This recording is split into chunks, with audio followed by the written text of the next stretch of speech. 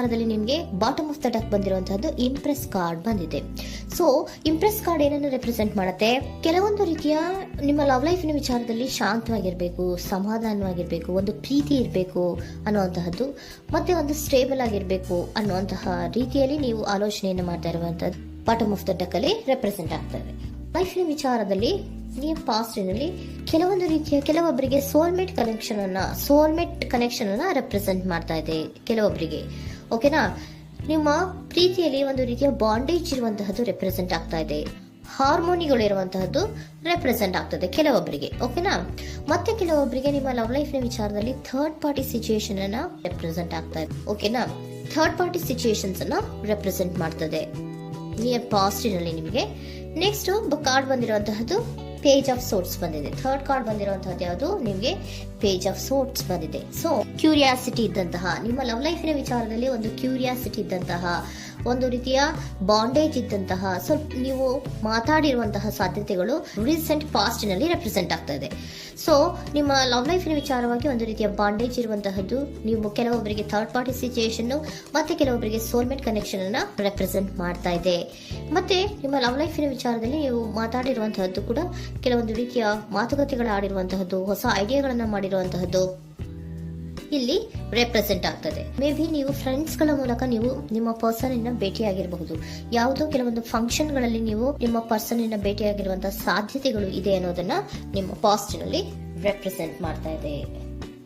Next, at present ನಲ್ಲಿ ಯಾಕೋ ನಿಮ್ಮ ಲವ್ ಲೈಫಿನ ವಿಚಾರದಲ್ಲಿ ಫೀಲಿಂಗ್ ಲೆಫ್ಟ್ ಔಟ್ ಆಗಿರುವಂತಹ ಸಾಧ್ಯತೆಗಳು ರೆಪ್ರೆಸೆಂಟ್ ಆಗ್ತಾ ಇದೆ. ಅಟ್ ಪ್ರೆಸೆಂಟ್ ನಲ್ಲಿ ಯಾಕೋ ಕೆಲವೊಂದು ರೀತಿಯ ಚಿಂತೆಗಳಿರುವಂತಹದ್ದು, ವರೀಸ್ಗಳಿರುವಂತಹದ್ದು, ಬೇಜಾರಿನಲ್ಲಿ ನಿಮ್ಮ ಲವ್ ಲೈಫಿನ ವಿಚಾರದಲ್ಲಿ ಇರುವಂತಹದ್ದು ರೆಪ್ರೆಸೆಂಟ್ ಆಗ್ತಾ ಇದೆ.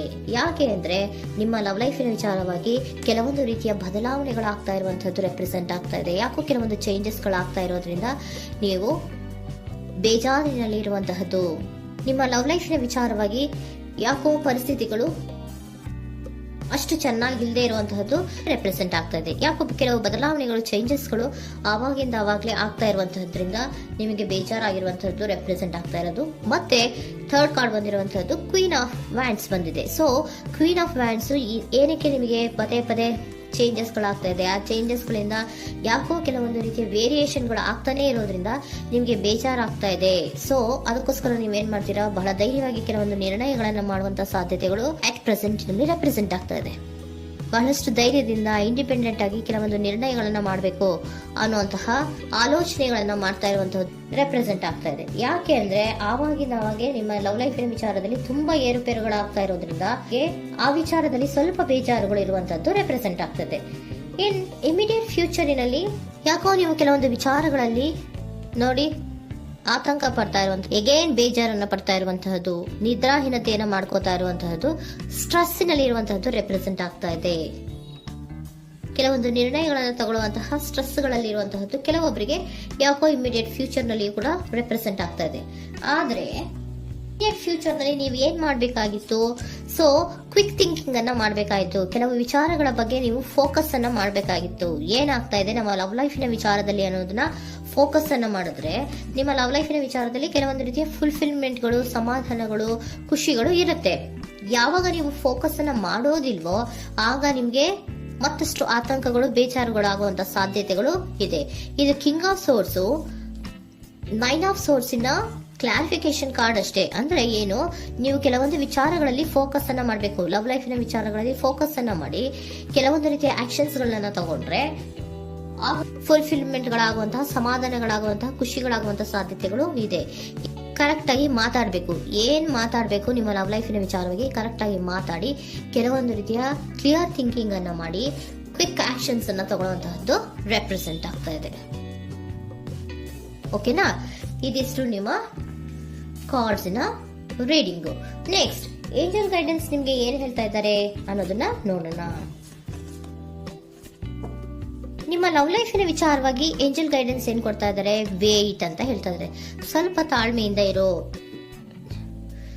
ಅವಸರದಲ್ಲಿ ಯಾವ ನಿರ್ಧಾರವನ್ನ ಕೂಡ ಮಾಡಬೇಡ ಅನ್ನೋದನ್ನ ಏಂಜಲ್ ಗೈಡೆನ್ಸ್ ಕೊಡ್ತಾ ಇದ್ದಾರೆ. It's up to you.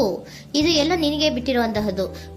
ಬೇಗ ಬೇಗ ಕೆಲವೊಂದು ನಿರ್ಧಾರಗಳನ್ನ ಕ್ವಿಕ್ ಥಿಂಕಿಂಗ್ ಅನ್ನ ಮಾಡಿದ್ರು ಕರೆಕ್ಟ್ ಆಗಿ ಕ್ಲಿಯರ್ ಥಿಂಕಿಂಗ್ ಅನ್ನ ಮಾಡಬೇಕು. ಸೊ ಕ್ಲಿಯರ್ ಥಿಂಕಿಂಗ್ ಅನ್ನ ಮಾಡೋದಕ್ಕೆ ಲವ್ ಲೈಫ್ ನ ವಿಚಾರವಾಗಿ ಸ್ವಲ್ಪ ಟೈಮು ಬೇಕಾಗುತ್ತೆ. ಅದಕ್ಕೋಸ್ಕರನೇ ಏಂಜಲ್ ಗೈಡೆನ್ಸ್ ನಿಮ್ಗೆ ಏನ್ ಕೊಡ್ತಾ ಇದಾರೆ, ಸ್ವಲ್ಪ ವೇಟ್ ಮಾಡಿ. ಇಟ್ಸ್ ಅಪ್ ಟು ಯು, ಇದು ನಿಮ್ಗೆ ಬಿಟ್ಟಿರುವಂತಹದ್ದು. ಪರ್ಫೆಕ್ಟ್ ಟೈಮಿಂಗ್, ಕೆಲವೊಂದು ವಿಚಾರಗಳಿಗೆ ಪರ್ಫೆಕ್ಟ್ ಟೈಮಿಂಗ್ ಅನ್ನೋದು ಅಥವಾ ಡಿವೈನ್ ಟೈಮಿಂಗ್ ಅನ್ನೋದು ಬರಬೇಕು. ಆಗ ಕೆಲವೊಂದು ನಿರ್ಣಯಗಳನ್ನ ಮಾಡಬಹುದು. ಸ್ವಲ್ಪ ನೀವು ಈಗ ಯಾವುದೇ ರೀತಿಯ ಅವಸರದ ನಿರ್ಧಾರಗಳನ್ನು ಮಾಡೋದು ಬೇಡ ಅಂತ ಹೇಳ್ತಾ ಇದ್ದಾರೆ. ಓಕೆ, ಸರೆಂಡರ್ ಕಾರ್ಡ್ ಏನ್ ಹೇಳ್ತಾ ಇದ್ದಾರೆ ಅನ್ನೋದನ್ನ ನೋಡೋಣ. So surrender frustration doesn't open any doors. The key to resolving a dilemma, dissolving a block, is to take a breath, center yourself and regroup, so may approach the situation more calmly. Frustration, ಹತಾಶೆ ಅನ್ನೋದು ಮಾಡ್ಕೋಬೇಡಿ. ಹತಾಶೆ ಮಾಡ್ಕೊಳ್ಳೋದ್ರಿಂದ ನಿಮ್ಗೆ ಯಾವುದೇ ರೀತಿಯ ಹೊಸ ಐಡಿಯಾಗಳು ಬರಲ್ಲ, ಹೊಸ ಥಿಂಕಿಂಗ್ಗಳು ಬರಲ್ಲ, ಕ್ಲಿಯರ್ ಥಿಂಕಿಂಗ್ ಅನ್ನ ಮಾಡಕ್ಕೆ ಸಾಧ್ಯ ಆಗಲ್ಲ. ಸೊ ಅದಕ್ಕೆ ನೀವೇನ್ ಮಾಡ್ಬೇಕು, ಫ್ರಸ್ಟ್ರೇಷನ್ ಅನ್ನ ಬಿಟ್ಬಿಟ್ರೆ ನೀವು ಸಮಾಧಾನವಾಗಿ ಯೋಚನೆ ಮಾಡಿ ಕೆಲವೊಂದು ನಿರ್ಧಾರಗಳನ್ನ ಮಾಡಿ ಅನ್ನೋದನ್ನ ಸರೆಂಡರ್ ಕಾರ್ಡ್ ಕೂಡ ನಿಮ್ಗೆ ಹೇಳ್ತಾ ಇದ್ದಾರೆ. ಸೊ ನಿಮ್ಮ ಲವ್ ಲೈಫಿನ ವಿಚಾರದಲ್ಲಿ ಈಗ ಸ್ವಲ್ಪ ನಿಮ್ಗೆ ಬೇಜಾರುಗಳಿರುವಂತಹದ್ದು, ಕೆಲವೊಂದು ಬದಲಾವಣೆಗಳು, ವೇರಿಯೇಷನ್ಗಳು ಆಗ್ತಾ ಇರುವಂತಹದ್ದು ರೆಪ್ರೆಸೆಂಟ್ ಆಗ್ತಾ ಇದೆ. ಸೊ ನಿಮ್ಮ ಲವ್ ಲೈಫಿನ ವಿಚಾರಕ್ಕೆ ಫ್ಯೂಚರಿನಲ್ಲಿ ಕೆಲವೊಂದು ಆಕ್ಷನ್ಸ್ ಅನ್ನ ತಗೋಬೇಕಾದ್ರೆ ಸ್ವಲ್ಪ ವೇಟ್ ಮಾಡಬೇಕು, ಕ್ಲಿಯರ್ ಆಗಿ ಥಿಂಕ್ ಮಾಡಬೇಕು, ಅದರಲ್ಲಿ ಆಕ್ಷನ್ಸ್ ಅನ್ನ ತಗೋಬೇಕು ಅನ್ನೋದನ್ನ ಹೇಳ್ತಾ ಇದ್ದಾರೆ. ಓಕೆನಾ? ಆಗ ಮಾತ್ರ ನಿಮ್ಗೆ ನಿಮ್ಮ ಎನರ್ಜಿಯಲ್ಲಿ ಏನ್ ಶಾಂತತೆ ಬರಬೇಕು ಅಂತ ಹೇಳ್ತೀರಲ್ಲ, ಆ ಶಾಂತತೆ ಏನ್ ಬರಬೇಕು, ಲವ್ ಲೈಫಿನ ವಿಚಾರವಾಗಿ ಶಾಂತತೆ ಯಾವಾಗ ಬರುತ್ತೆ ಅಂದ್ರೆ ನೀವು ಕ್ಲಿಯರ್ ಥಿಂಕಿಂಗ್ ಅನ್ನ ಮಾಡಿದಾಗ ಮಾತ್ರ ಬರುವಂತಹದ್ದು ಅನ್ನೋದು ಕಾರ್ಡ್ಸ್ ಗಳಲ್ಲಿ ರೆಪ್ರೆಸೆಂಟ್ ಆಗ್ತದೆ.